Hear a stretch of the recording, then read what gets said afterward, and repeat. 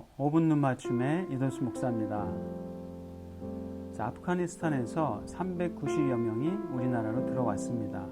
아프간에서 있었던 한국 대사관, 코이카, 한국병원, 직업훈련원에서 한국을 도왔던 아프간 사람들과 가족들입니다.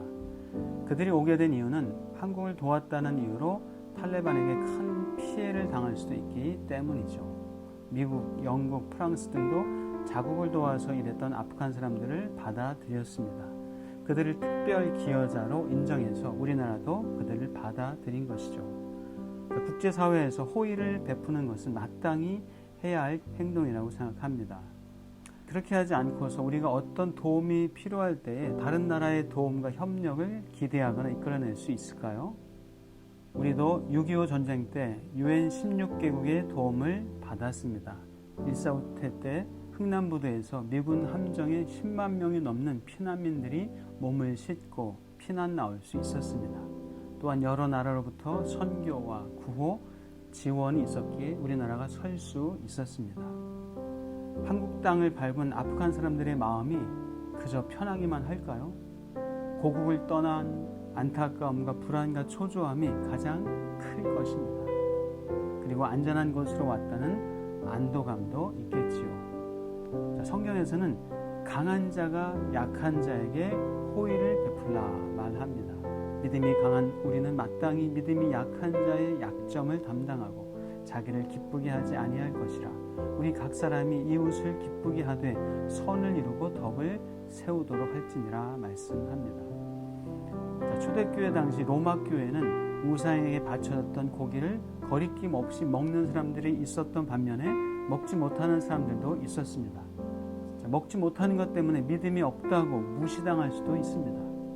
혹은 스스로 믿음 없는 초라함과 무능함에 자책할 수 있습니다. 그때 믿음이 강한 자가 약한 자의 약점을 담당하라고 합니다. 믿음이 있다고 믿음이 없는 사람을 비판하거나 업신여기지 말라 합니다.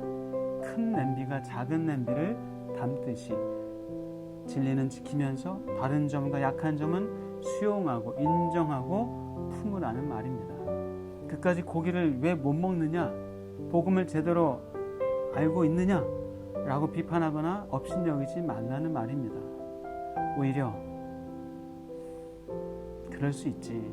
기다려줄게. 괜찮아. 라고 배려해주라 말합니다. 도대체 왜 품으라는 것일까요? 나도 부족한데, 나도 살기 어려운데, 나도 가진 것이 없는데 왜 감당해야 할까요?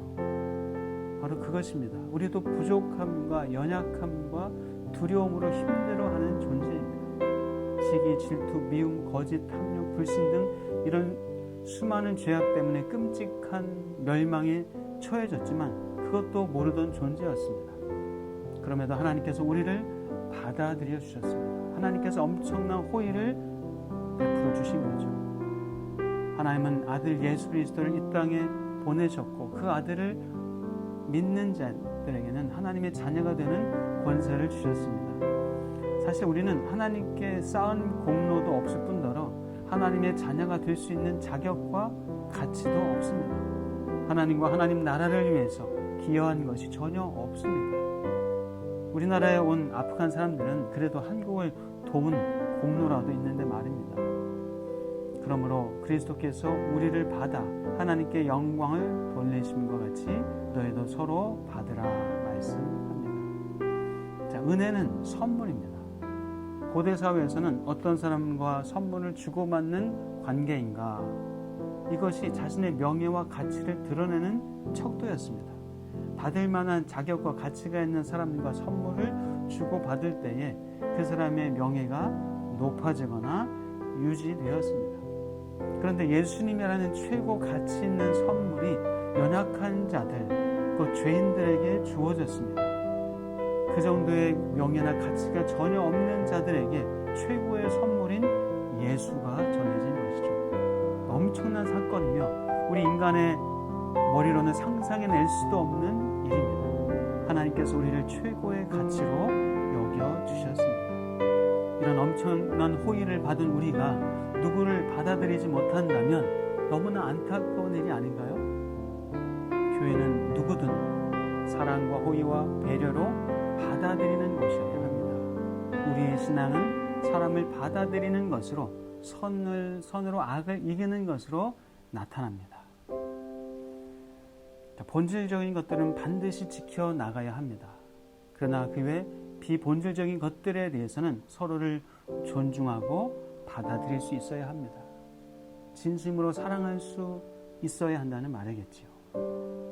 저도 여러분을 진심으로 사랑합니다.